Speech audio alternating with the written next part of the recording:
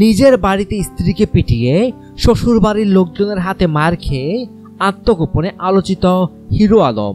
তবে আত্মগোপনের আগে তিনি বগুড়া সদর থানায় তার উপর হামলা হওয়ার পাল্টা অভিযোগ করেন।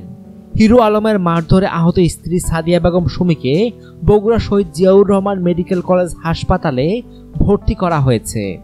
বগুড়া শহীদ জিয়াউর রহমান মেডিকেল কলেজ হাসপাতালে চিকিৎসাধীন হিরো আলমের স্ত্রী সাদিয়া বেগম সুমি বলেন, অনেক আগে থেকেই তার চারিত্রিক সমস্যা ছিল। সে একবার আমার ছোট বোনকে নিয়েও পালিয়েছিল। এখন নির্বাচন করে আলোচিত হওয়ার পর থেকেই সে বাড়িতে কম থাকে, সংসারের খোঁজ খবর রাখে না। গত 2 মাস পর সোমবার রাতে হিরো আলম বগুড়ার শহরতলির এলুরিয়া গ্রামে তার বাড়িতে আসে। রাতে বিছানায় শুয়ে আমি পাশে থাকতেই একটানা 3 ঘন্টা মোবাইল ফোনে ঢাকার এক নারীর সাথে কথা বলতে থাকে। এ নিয়ে আমি প্রতিবাদ করলে আমাকে পিটিয়ে আহত করে। সাদিয়া বেগম সুমি অভিযোগ করে জানান, হিরো আলম ঢাকায় দ্বিতীয় বিয়ে করেছে বলে শুনেছি।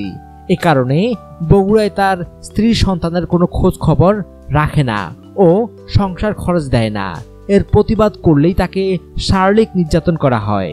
বগুড়া সদর থানা পুলিশের ওসি বদিউজ্জামান জানান, গত মঙ্গলবার রাতে হিরো আলমকে পেটানো হয় বলে তিনি বগুড়া সদর থানায় লিখিত অভিযোগ করেন। অভিযোগে উল্লেখ করা হয়, স্ত্রীর সঙ্গে দাম্পত্য কলহের জেরে মঙ্গলবার রাত 8টার দিকে তার শ্বশুর সাইফুল ইসলাম ও তার স্ত্রী সাদিয়া বেগম সুমির নেতৃত্বে হিরো আলমের বাড়িতে এসে চড়াও হয়ে তাকে পেটানো হয়। পরে হিরো আলম হাসপাতালে প্রাথমিক চিকিৎসা নিয়ে স্ত্রী শ্বশুর সহ 5 জনের নামে অভিযোগ দেন।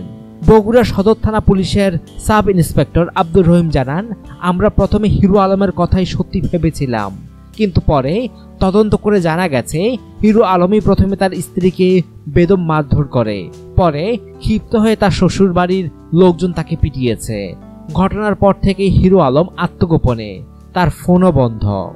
হিরো আলমের শ্বশুর সাইফুল ইসলাম বলেন, মঙ্গলবার সন্ধ্যার পর তার মেয়েকে আবারও নির্যাতন করা হয়েছে বলে তিনি খোঁজ পান।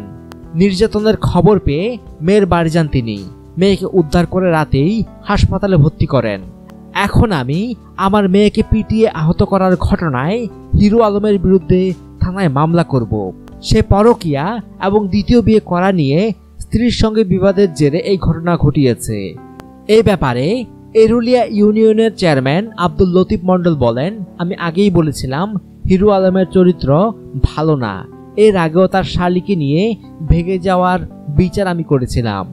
এখন স্ত্রীকে পিটিয়ে আহত করার ঘটনা এবং পরকীয়া সহ দ্বিতীয় বিয়ের ঘটনার খবর এলাকার মানুষের মুখে ছড়িয়ে পড়েছে।